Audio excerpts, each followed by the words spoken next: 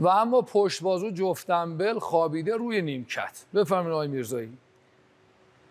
عضلات هدف: سر دراز پشت بازو یا بلند، بخش میانی یا عضله میانی پشت بازو و عضله خارجی.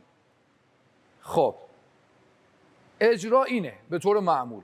اما اگر میخواید فشار بیشتری متحمل بشین، دمبل رو شل بگیرین بیفته اینجای دست شما. حالا بریم اینجا. آفرین. حالا فشار میشه چند بار. حتما امتحان بکنید، براتون جالب خواهد بود. این جفت دمبله، یعنی تقریبا موقعیت آرنج عمود بر بدنه.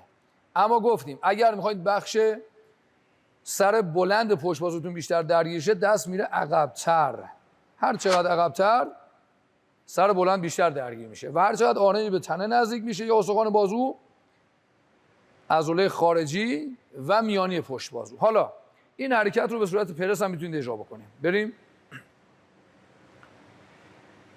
اما اینجا عملا دیگه تا حدود بسیار زیادی سر بلند پشت بازوی ما عملا کاری نیست، از تنش کاملا فاصله میگیره و بخش خارجی و بخش میانی پشت بازوی ما کاملا حرکت رو دارن تحمل میکنن، تحت تنش کامل هستن. موفق باشید.